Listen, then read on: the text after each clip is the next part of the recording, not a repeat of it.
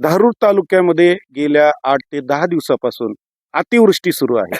या अतिवृष्टीमुळे प्रचंड प्रमाणामध्ये नुकसान तालुक्यातील शेतकऱ्यांचे तसेच इतर मालमत्ता धारकांचे झालेले आहे. परंतु सगळ्यात जास्त याचा फटका अतिवृष्टीचा कोणाला बसला असेल तर तो शेतकऱ्यांना बसला आहे.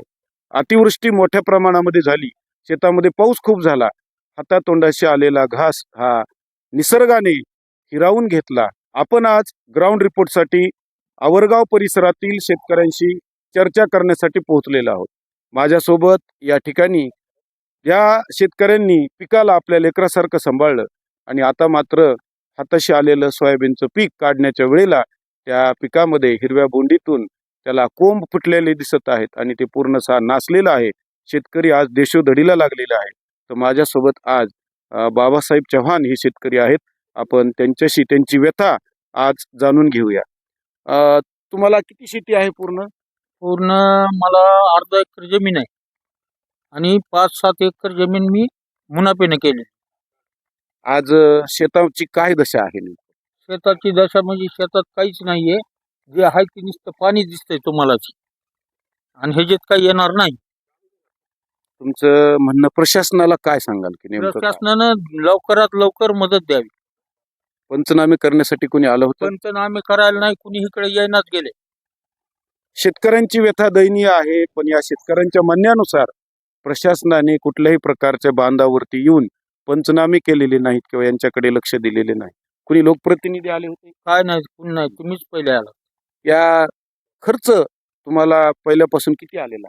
मला खर्च सगळा मिळून 50-60-70 हजार रुपये खर्च आलाय. सोयाबीनसाठी शेतकऱ्यांना 50 ते 60 हजार खर्च आलाय. परंतु आज त्यांच्या पदरामध्ये काय पडेल हेही आपण जाणून घेऊया.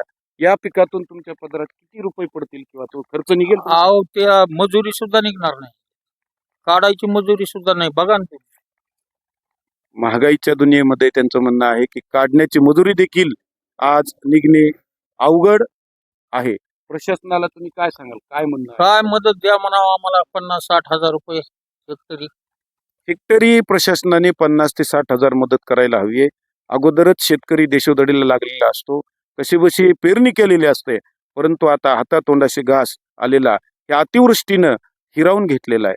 आता तरी शासनाने प्रशासनाने शेतकऱ्यांच्या पाठीशी उभा राहून त्यांचे अश्रू पुसायला हवेत. आणखी काय म्हणाल तुम्ही? काय आता काय दिसानच गेले, रानात आलं तर चक्कर यायला लागली, काय करणार. आज आपण शेतामध्ये पाहिलं, पूर्णतः शेतातून पाणी वाहत आहे, शेतातून पाणी गेलेलं आहे. पूर्णतः या ठिकाणी माती वाहून गेलेली आहे, कोरडा खडक पडलेला आहे. प्रशासन आता पंचनामे तरी कशाचे करणार हे सुद्धा एक मोठं आव्हान आहे. शेतकऱ्यांचे अश्रू प्रशासन तसे शासनाने पुसणे गरजेचे आहे. त्यांना जास्तीत जास्त भरीव मदत करून या संकट काळामध्ये शासनाने शेतकऱ्यांच्या पाठीशी ठामपणे उभे राहावे. NAD न्यूजसाठी नाथा ढगे, किल्ले धारूर.